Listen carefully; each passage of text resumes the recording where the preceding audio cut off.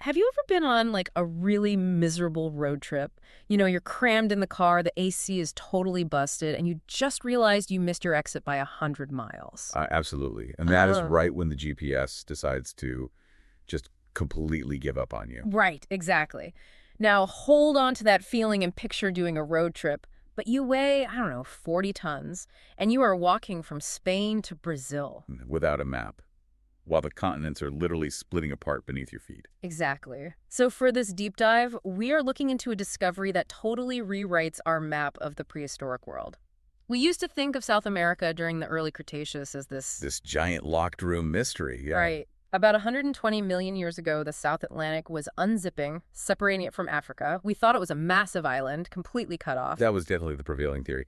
But then paleontologists dug up this massive new dinosaur in Brazil, Dasosaurus tocantinensis. And this thing isn't just, a new name for the fossil record. It is the smoking gun that proves that locked room actually had a pretty big back door. It forces us to rethink everything. We're not just talking about a bone here. We're talking about global biogeography. So let's look at the beast itself. We are talking about a 20-meter-long animal that is 66 feet of dinosaur just roaming around what is now the Murano state in Brazil. It was a very hefty animal. It falls into a group called lands.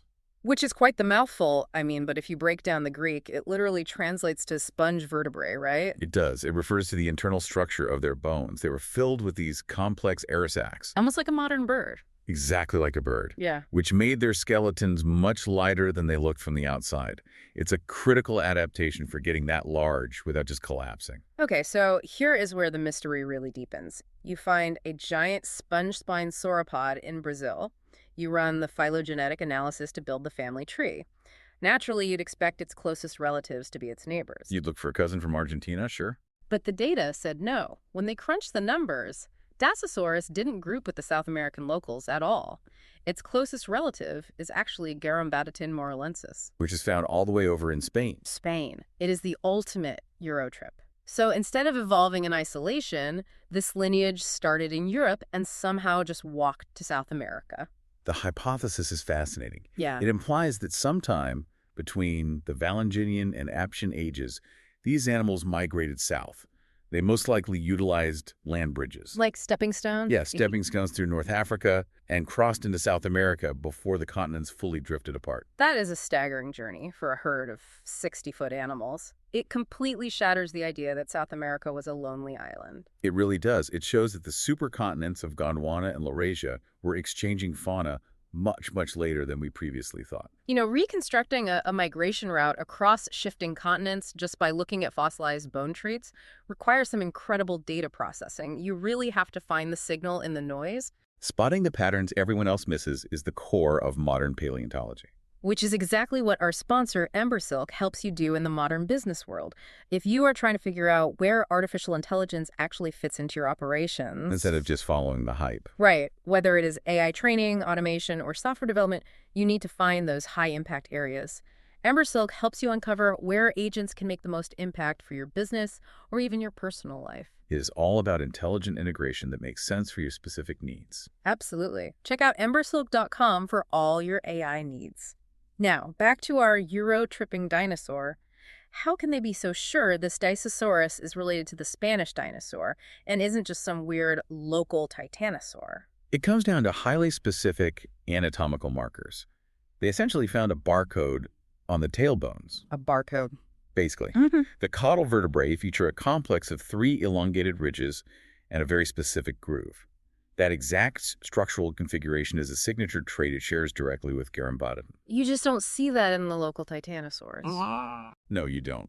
Plus, the femur, the leg bone, has this pronounced lateral bulge. This combination of features means Dasosaurus is classified as a non-titanosaurian sophospondylin. Meaning it sits on the evolutionary tree just outside the famous titanosaur group. Right, so the titanosaurs didn't have the continent to themselves. This lineage was coexisting with them, creating a very diverse ecosystem. And the bone histology confirms it was a totally unique animal. This is the part where they take microscopic slices and read the rings of the bone, right? So similar concept, yes. They found an external fundamental system that is a layer of bone that only forms when an animal stops growing entirely. proving this specific fossil was a fully grown adult. Exactly. But the internal tissue was primary laminar, which is an indicator that it grew extremely fast. So it had the rapid growth engine of an advanced titanosaur, but it kept some of those more primitive traits from its European ancestors. It is a beautiful example of evolutionary adaptability. That is what I find so uplifting about this whole discovery. We always think of continents ripping apart as this destructive, isolating event. A catastrophic separation. But life is just so incredibly resilient. Even as the Earth was literally splitting at the seams, these massive animals found a way. They found the corridors to explore new worlds, even as the ocean was opening up. Life is deeply dynamic. It constantly defies the boundaries we try to set for it. It adapts and finds solutions. It really is inspiring. So here is a thought to leave you with. If a 20-meter dinosaur could secretly migrate from Spain to Brazil through North Africa, what other impossible journeys are hidden in the fossil record just waiting for the right rock to be turned over? The map is definitely still being written. If you enjoyed this deep dive, please subscribe to our show, Intellectually Curious. And hey, leave us a 5-star review if you can. It really does help get the word out. Thanks for tuning in. Stay curious.